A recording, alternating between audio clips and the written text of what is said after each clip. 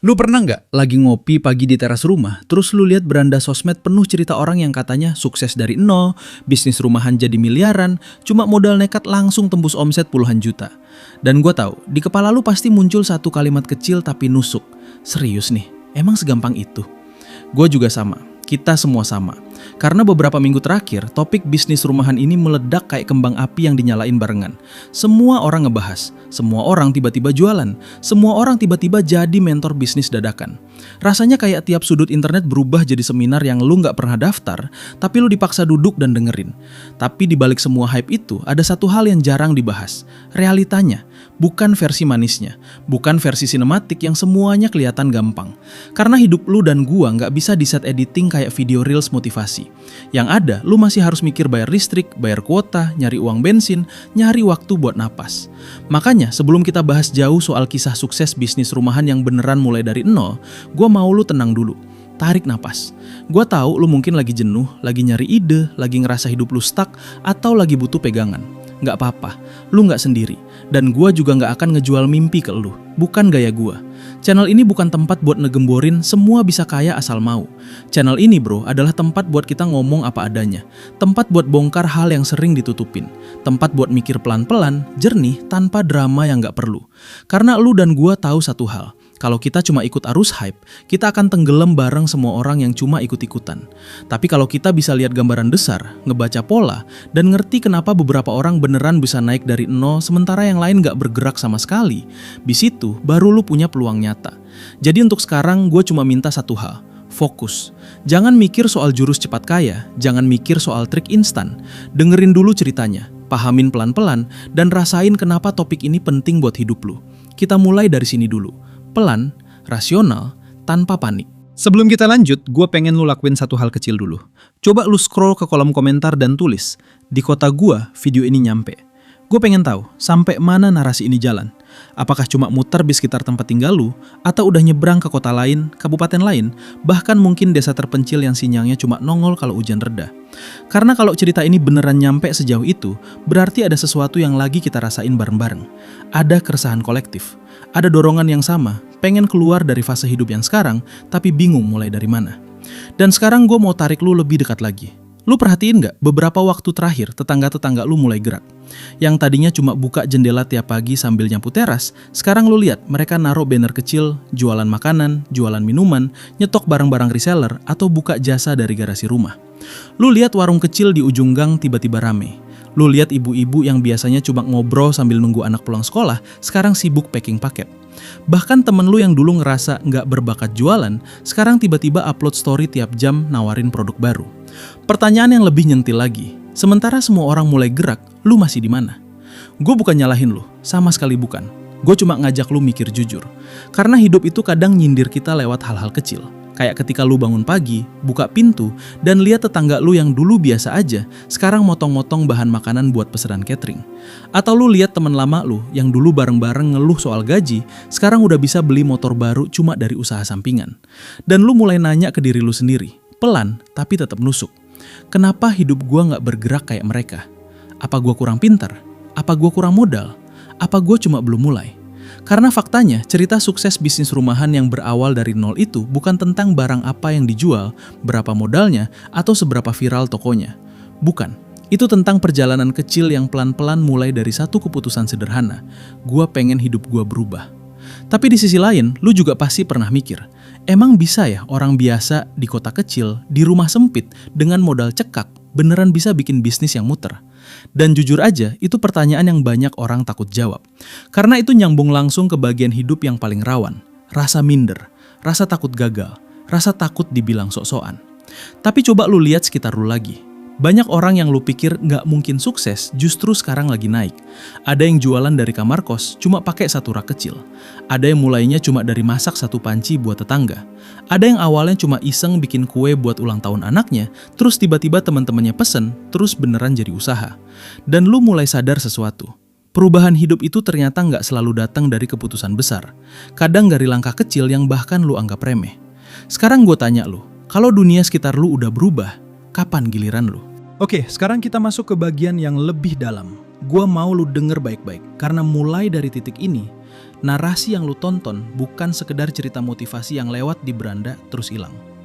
Yang lagi lu tonton sekarang adalah simulasi hidup. Simulasi yang gua sulam dari puluhan kisah nyata orang-orang yang beneran mulai dari nol. Bukan nol yang sebenarnya punya tabungan ratusan juta, tapi nol yang bener-bener nol. Utang numpuk, dapur sepi, dan masa depan yang kayak jalan berkabut. Gue bikin video ini bukan buat gaya-gayaan, bukan buat jualan mimpi, tapi karena ada pola yang gue lihat bertahun-tahun. Setiap orang yang berhasil keluar dari titik terendah hidupnya punya satu kesamaan. Mereka punya momen sadar. Momen ketika semua suara sumbang, semua keraguan, semua ketakutan, akhirnya kalah sama satu keputusan berani. Mulai. Dan gue mau video ini jadi momen itu buat lo. Makanya gue sama tim ngulik ini nggak setengah-setengah. Gue nyari data, wawancara, baca laporan, liatin statistik, dan nyambungin semuanya jadi satu kronologi. Lu nggak tahu berapa banyak malam yang gue abisin buat ngejar akurasi informasi, biar gue bisa ngasih ke lu gambaran yang bener, bukan ucapan manis yang dibumbuin harapan palsu.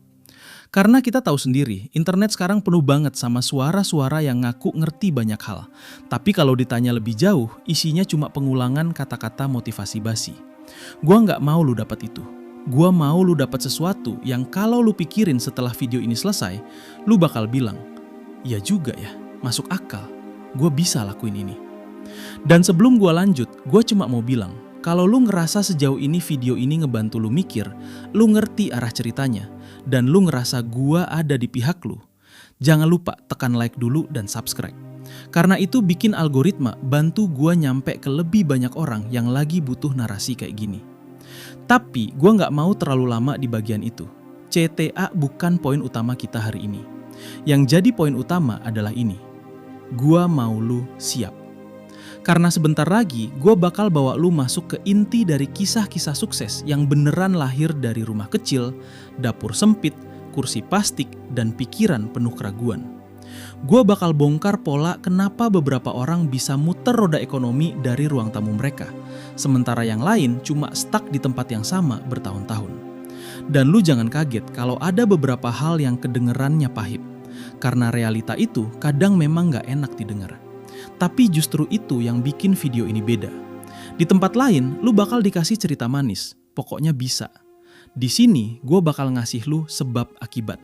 Gue bakal tunjukin fondasi yang bikin seseorang beneran bisa naik. Gue janji satu hal ke lu.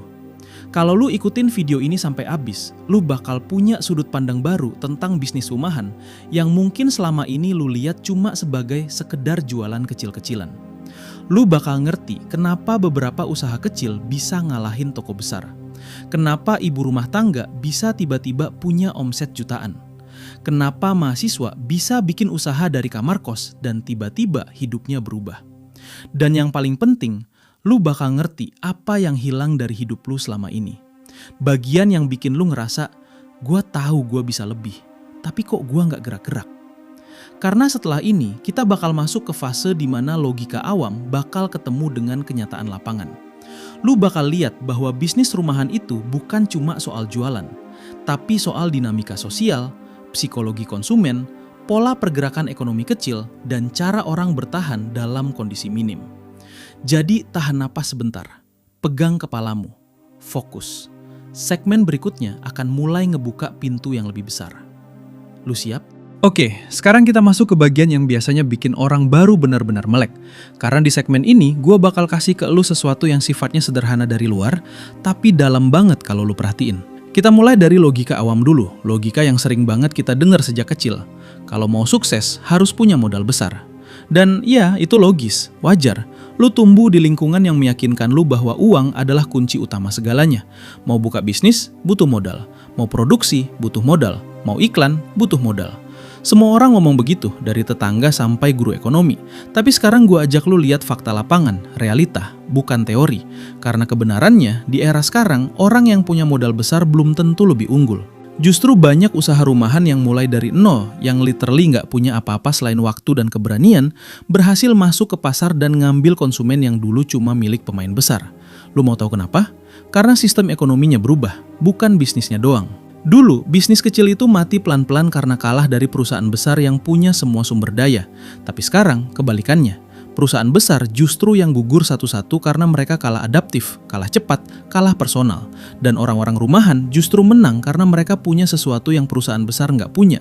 Kedekatan, fleksibilitas, sentuhan manusia. Coba lu inget, kapan terakhir kali lu beli sesuatu dari perusahaan besar karena lu cinta brandnya? Jarang kan? Tapi kapan terakhir kali lu beli makanan cuma karena tetangga lu yang jual? Atau beli cemilan cuma karena temen lu nawarin dan rasanya homemade? Lu nggak cuma beli barangnya, lu beli kedekatannya, lu beli rasa percaya. Dan itulah kotak rahasia yang bikin banyak bisnis rumahan meledak tanpa perlu bangunan mewah atau modal gede. Mereka main di celah yang jarang dilihat orang, pasar mikro. Area kecil yang kalau lu kuasain, lu bisa tumbuh cepat karena lingkaran konsumennya dekat dan loyal. Sekarang gue tarik sedikit ke penjelasan sistemik. Lu tahu nggak, sejak 2020 sampai 2023, data UMKM di Indonesia nunjukin pertumbuhan signifikan justru di sektor usaha rumahan. Bukan karena pandemi semata, tapi karena pola konsumsi masyarakat berubah. Orang udah nggak lagi terpaku pada brand besar. Mereka nyari kepraktisan, kecepatan, harga masuk akal, dan kedekatan emosional. Yang semuanya cuma bisa dikasih sama usaha kecil. Dan ini bukan sekedar teori ekonomi, ini kejadian nyata. Di banyak kota kecil, bisnis-bisnis rumahan yang dulunya dianggap receh, kayak jualan kue, makanan kemasan, minuman, jasa laundry kiloan, sampai usaha print rumahan, tiba-tiba menggeser dominasi bisnis besar karena masyarakat lebih nyaman beli sama orang yang mereka kenal. Fenomena ini sebenarnya masuk akal kalau lu lihat lebih dalam. Orang sekarang capek sama yang terlalu besar, capek sama antrean, capek sama layanan kaku, capek sama sistem yang nggak fleksibel. Mereka lebih suka beli dari seseorang yang bisa diajak ngomong, yang bisa negosiasi harga, yang bisa antar barang jam berapapun, yang bisa nerima komplain tanpa skrip. Nah, di titik ini gue pengen lu sadar, kalau bisnis rumahan bisa naik secepat itu, berarti ada peluang besar yang lagi muter di sekitar hidup lu. Bukan di pusat kota, bukan di korporasi, tapi di dalam gang rumah lu sendiri. Dan ini baru permulaan. Setelah lu ngerti logika awamnya, terus lu lihat sistemiknya, baru kejutan logisnya kelihatan. Selama orang besar bergerak lambat, orang kecil bisa lari duluan. Selama perusahaan mikir rumit, bisnis rumahan mikir simpel. Selama pemain besar sibuk rapat, pemain kecil udah jualan. Dan itulah yang bikin banyak orang tiba-tiba bisa naik dari nol. Tapi bukan berarti semua orang pasti berhasil, nggak begitu. Yang bikin beda biasanya terletak di cara mereka memulai, pola mereka nih, keputusan-keputusan kecil yang diambil setiap hari. Di segmen berikutnya, gue bakal bikin lu lihat dunia ini lewat simulasi nyata. Kayak lu lagi masuk ke film dan lu jadi tokohnya. Supaya lu ngerti betapa tipisnya batas antara orang yang akhirnya naik dan orang yang nggak kemana-mana. Sekarang gue mau ajak lu masuk ke simulasi yang lebih nyata. Bukan teori, bukan wacana besar, tapi situasi yang mungkin banget kejadian di hidup lu sendiri. Bayangin ini pelan-pelan. Lu duduk di ruang tamu kecil, kipas angin bunyi kretek-kretek, dan di meja cuma ada dua pilihan. Mulai usaha kecil hari ini, atau nunda lagi sampai besok. Kedengerannya sepele kan? Tapi justru dari keputusan kecil kayak gitu, nasib banyak orang pecah jadi dua arah. Ada yang hidupnya pelan-pelan naik, ada yang hidupnya tetap muter di tempat. Gua mulai dari skenario pertama. Lu akhirnya mutusin buat jalan. Lu nggak punya modal besar, lu cuma punya 50.000. Lu beliin bahan buat bikin makanan simple. Lu foto seadanya pakai HP, lu upload ke status WA, IG, dan lu kirim ke beberapa temen deket lu. Apa yang terjadi? Mungkin cuma 2 orang yang beli. Cuma 2. Tapi 2 orang itu ngomong ke orang lain. Ada yang repost, ada yang komen, ada yang mau coba. Dan tiba-tiba lu punya pasar kecil. 1 titik nyala. Dan titik itu kalau lu jaga tiap hari bakal jadi api yang pelan tapi stabil. Lalu bayangin seminggu kemudian, rumah lu mulai sering kecium aroma masakan. Dapur lu jadi lebih rame, plastik kresek mulai numpuk. Orang-orang mulai nanyain, buka lagi nggak hari ini? Anak lu bantu packing, suami atau istri lu bantu antar barang. Dan lu mulai sadar, hidup lu berubah. Tapi itu cuma 1 jalur. Sekarang gue ajak lu lihat jalur lain. Jalur yang jauh lebih sering ditempuh orang. Skenario kedua. Lu lihat peluang, tapi lu nunda. Lu bilang, besok aja deh. Lalu besok lu bilang lagi, kayaknya belum siap. Terus lu mikir, nanti kalau gagal gimana? Dan lu masuk ke lingkaran yang diam-diam menahan hidup lu selama ini. Nunggu momen sempurna. Sementara lu nunggu, tetangga lu yang biasa-biasa aja mulai jualan. Sementara lu mikir, temen lu yang gak pernah lu nilai tinggi tiba-tiba jadi rame pesanan. Sementara lu nunda, orang lain nyalip. Dan lu tahu apa bedanya dua skenario ini? Bukan modal, bukan bakat, bukan keberuntungan. Bedanya cuma satu, keputusan buat mulai atau enggak. Di titik ini, gue mau lu jujur ke diri sendiri. Gue bukan nyuruh lu langsung jualan, langsung buka usaha, atau langsung gerak tanpa mikir. Gue cuma mau lu lihat bahwa hidup itu kayak pertigaan jalan. Lu bisa belok kanan dan dapat cerita baru, atau lu bisa terus lurus dan hidup lu tetap sama. Dan kalau lu pikir, kok kayaknya drama banget sih? Gua kasih lu fakta yang lebih nyentil. Gua udah ketemu banyak banget orang yang cerita kayak gini. Dulu gua punya ide bagus, tapi gua ragu. Dulu gua mau mulai, tapi gua takut. Dulu gua hampir mulai, tapi ya gitu. Orang-orang kayak gitu bukan gagal karena mereka nggak mampu. Mereka gagal karena mereka nggak mulai. Sekarang bayangin lu memulai satu hal kecil, satu keputusan. Apapun itu, jual makanan, jual barang, jasa kecil, bikin konten, bikin produk, gua nggak peduli bisnisnya apa. Yang gua peduli cuma, apakah lu berani ambil langkah pertama atau enggak. Karena gua jamin, kalau lu mulai dari kecil, lu akan lihat satu hal yang dulu lu kira cuma mitos. Usaha kecil itu bukan cuma soal duit. Itu soal ngebangun kepercayaan, ngebangun ritme harian, ngebangun otot mental, ngebangun reputasi kecil yang makin lama makin gede. Dan dari titik itulah orang bisa naik. Bukan dari modal besar, bukan dari keajaiban, tapi dari konsistensi kecil yang lu pelihara setiap hari kayak lu nyiram tanaman. Di segmen terakhir nanti, gue bakal rangkum semua ini dan gue bakal kasih lu satu metafora yang mungkin bakal nempel di kepala lu selamanya. Metafora yang bisa jadi titik balik cara lu lihat hidup. Dan di situ juga gue bakal kasih lu solusi yang bisa langsung lu pegang. Tapi untuk sekarang, renungin dulu satu hal ini. Nasib itu bukan ditentukan sama siapa yang paling pintar, tapi siapa yang paling berani mulai. Sekarang kita sampai di titik akhir cerita ini, tapi jangan anggap selesai cuma karena videonya berhenti. Justru di sini lu bakal nemuin inti yang paling berasa, inti yang bikin semua simulasi, semua contoh, semua kisah rumahan tadi jadi masuk akal. Gua mau lu bayangin satu metafora. Hidup itu kayak kolam ikan. Setiap ikan punya ruangnya sendiri. Ada ikan besar yang bisa gerak leluasa, ada ikan kecil yang harus nyari celah di antara batu dan tanaman air.